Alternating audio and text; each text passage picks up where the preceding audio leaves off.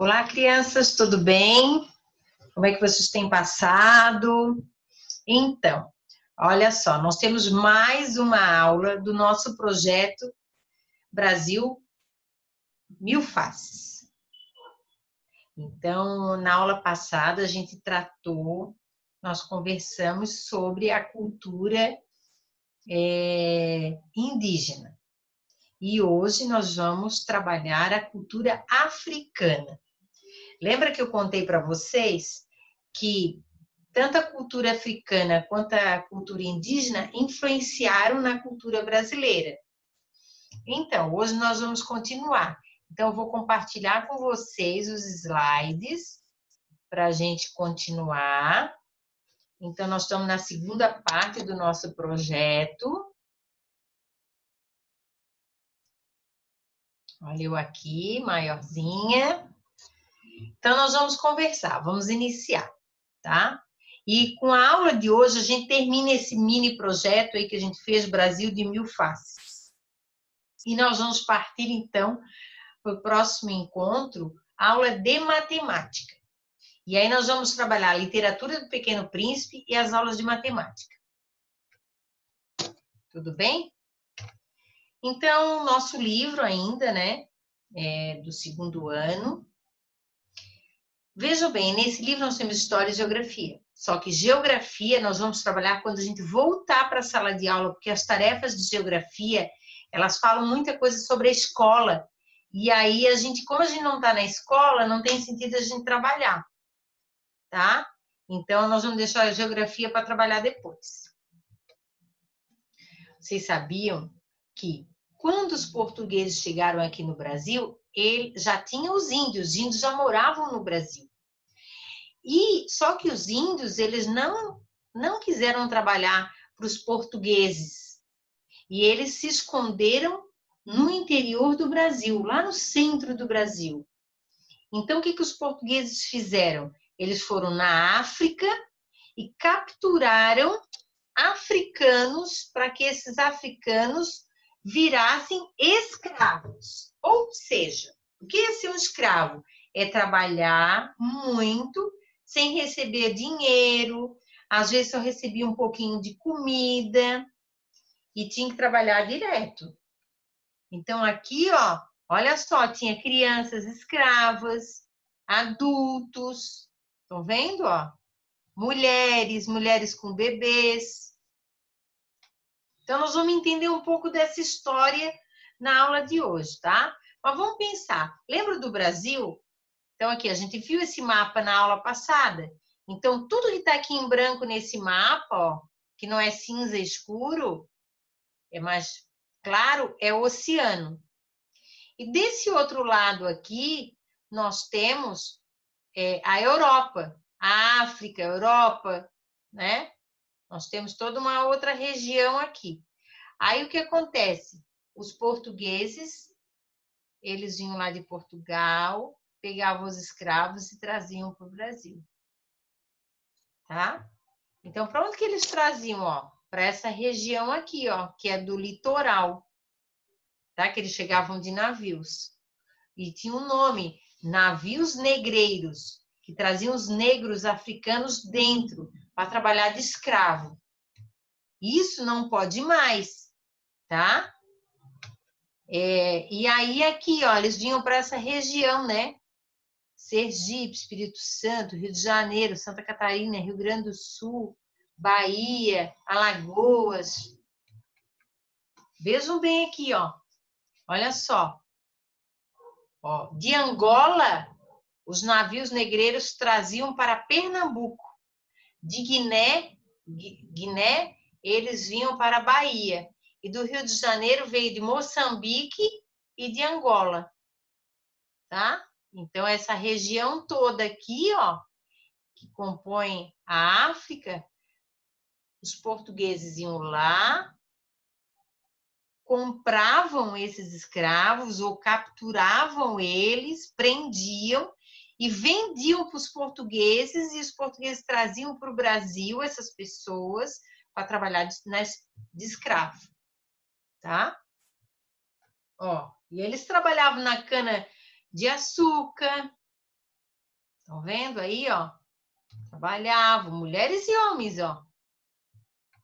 Eles trabalhavam em espremer a cana, ó, para poder fazer o açúcar, o melado. Ou algumas trabalhavam nas casas, ó. Até as crianças viviam no chão e comiam o restinho de comida que eles davam, tá vendo, ó? Ó, observem bem a imagem, né?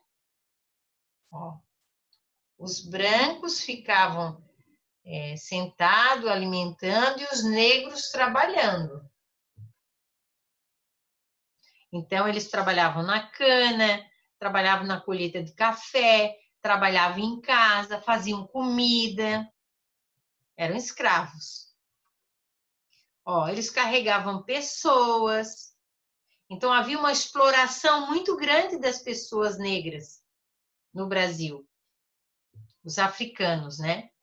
Só que chegou um momento onde a gente chama da abolição da escravatura, que vocês vão ver depois, onde a princesa Isabel escreveu uma carta dizendo que daquele dia em diante os negros estariam livres como qualquer outra pessoa. Ó, mas os negros africanos, eles também apanhavam. Se eles não quisessem trabalhar, eles apanhavam, ó, ficava amarrado e apanhando com chicote. Isso é muito triste, gente. Muito triste. Os africanos, eles passaram muito trabalho aqui no Brasil. E aí, como eles apanhavam muito, o que eles faziam? Eles fugiam lá para o meio do Brasil e perto dos índios, ficavam lá bem escondido. E aí lá eles criavam uma comunidade que se chamava quilombo. Os quilombos. Até hoje nós temos no Brasil todo vários quilombos. E um dos quilombos mais importantes é o quilombo dos Palmares. E aí, esse quilombo dos Palmares, quem fundou esse quilombo, essa comunidade, foi o Zumbi dos Palmares, que era esse negro, né, que ele representou a luta do negro contra a escravidão. Ele morreu num combate defendendo o seu povo e a sua comunidade. Os quilombos representam uma resistência à escravidão dos portugueses. E também é uma forma coletiva de manutenção da cultura africana no Brasil. Em Palmares também existia escravidão, mas os negros resistiram a tudo isso. Os negros africanos, eles deixaram uma cultura maravilhosa para a gente. Os primeiros, né? Um deles é a dança, né? Olha, as danças são maravilhosas. O samba também, né? O samba. Quem já dançou um samba aí? Então, tanto na música quanto na dança, né? Também na capoeira, olha só. E hoje, todo mundo se mistura. Brancos, afros e índios. Muitas pessoas gostam de capoeira, gostam de samba. O que mais a cultura africana nos influenciou?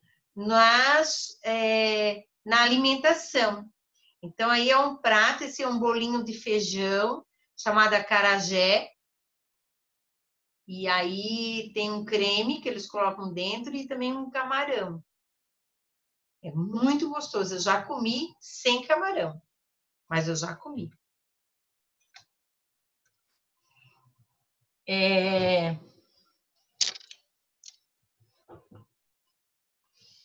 Vejam aqui, ó, nós temos outra, uma baiana, né? Afro, vendendo várias coisas numa feira, que são comidas típicas africanas.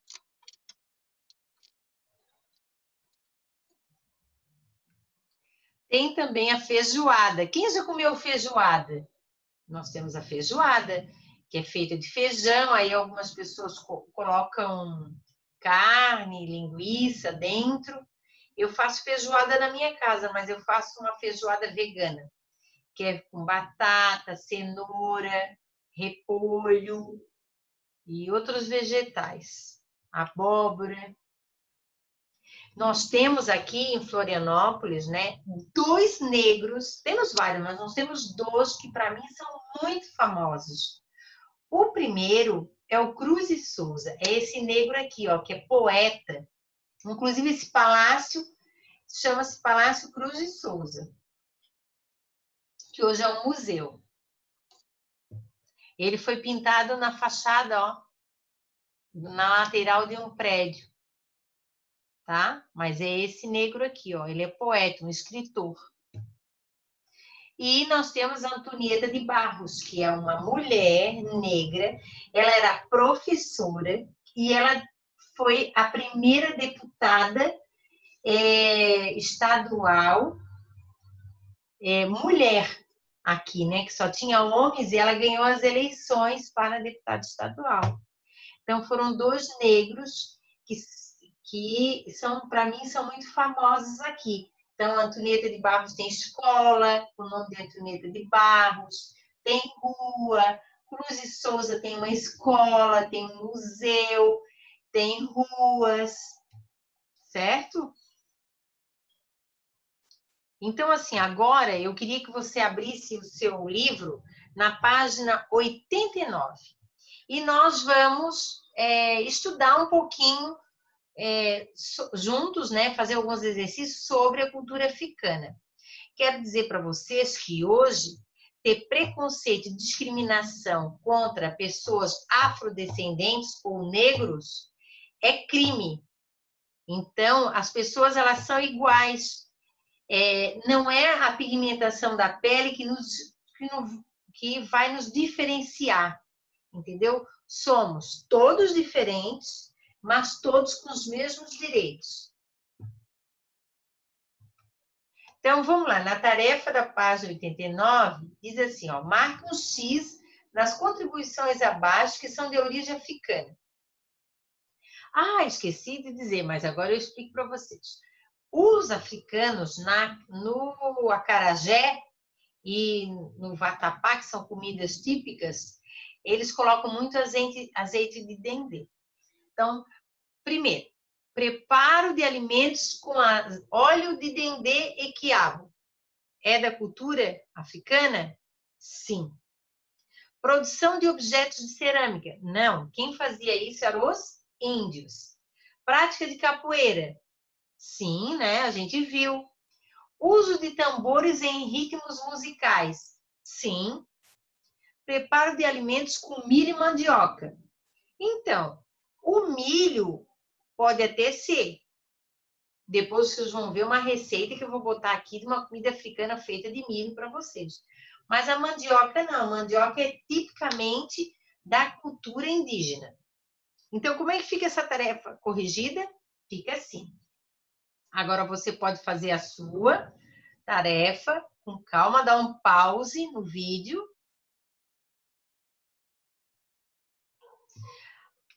Agora nós vamos continuar. Também na página 89 diz assim, ó, observe a imagem abaixo que representa uma roda de samba no Rio de Janeiro em 2019.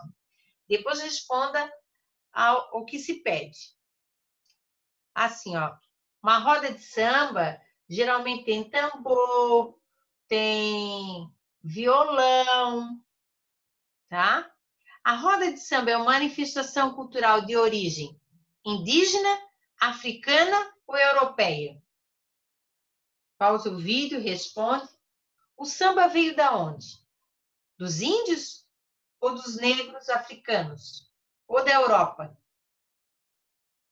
Vamos lá, vamos ver a resposta? A africana. Muito bem. Agora, tem algumas palavras de origem africana que a gente usa atualmente. Por exemplo, cafuné. Ah, deixa eu fazer um cafuné. Então, cafuné. Bagunça. Ó, também farofa e fubá. Ó, todas essas palavrinhas aí, elas são palavrinhas que vieram da África para cá. E nós incorporamos no vocabulário, né? E aqui eu trouxe uma receita para vocês do bolo que eu fiz, que chama Manuel da Bahia. É um doce muito gostoso, feito de coco e farinha de milho, certo? Então, aqui está a receita. Gostaria muito que a mamãe e vocês fizessem essa receita do bolo e tomassem um bom café, tá bom? Então, nós temos essa tarefa. A tarefa que eu deixo para vocês é fazer essa receita de bolo, fazer esse bolo que eu coloquei a receita aqui, porque eu fiz e vou ensinar vocês daqui a pouco no outro vídeo, tá? Tudo bem, então? Então, a tarefa é fazer o bolo. E fica uma delícia, eu garanto, tá? Porque eu fiz vocês vão ver eu fazendo o bolo no vídeo. Agora, nós vamos lá para o nosso livro do Pequeno Príncipe. Quem leu? Ah, não leu? Então vai ler. Ah, não tenho tempo? Vai escutar o áudio do vídeo. Porque nós vamos, a partir dessa semana, começar a explorar um pouco mais essa literatura na nossa live, entendeu? Então, vamos ver como é que vai ficar essa situação. Tem que ler, né? Agora vamos ler esse pedaço. Vivi, portanto, só, sem amigo, com quem pudesse realmente conversar. Até o dia, cerca de 6 anos atrás, em que tive uma pane no deserto do Saara. Alguma coisa se quebrara no motor. E como não tinha comigo mecânico ou passageiro, preparei-me para empreender sozinho o difícil conserto. Era para mim questão de vida ou morte. Só dava para 8 dias a água que eu tinha. Na primeira noite adormeci, pois sobre a areia as milhas e milhas de qualquer terra habitada. Estava mais isolado que um náufrago numa tábua, perdido no meio do mar. Imagine então a minha surpresa quando, ao despertar do dia, uma vozinha estranha me acordou e dizia: por favor, desenha-me um carneiro. Hã? Hein? Desenha-me um carneiro. Pus-me de pé, como atingido por um raio. Esfreguei meus olhos, olhei bem e vi um pedacinho de gente inteiramente extraordinário, que me considerava com gravidade. Eis o melhor retrato que mais tarde consegui fazer dele. Olha quem apareceu para o Saint-Exupéry. Quem apareceu? O nosso Pequeno Príncipe. Então, o que tem de mais importante que aconteceu nesse pedaço? O Saint-Exupéry encontrou o Pequeno Príncipe. Será que eles vão se tornar amigos? Não sei. Vamos ler. Então, assim, no quadro aqui, eu quero que vocês coloquem qual é a página que vocês leram, o horário que leram e o fato mais importante que aconteceu. Certo? E aqui, para quem não conseguiu ler, tem o áudio do livro, que você pode clicar e escutar o vídeo, tá bom? E agora eu deixo para vocês uma frase do Pequeno Príncipe. Só se vê bem com o coração. O essencial é invisível aos olhos. Tá bom? Um beijo e até a próxima aula, gente!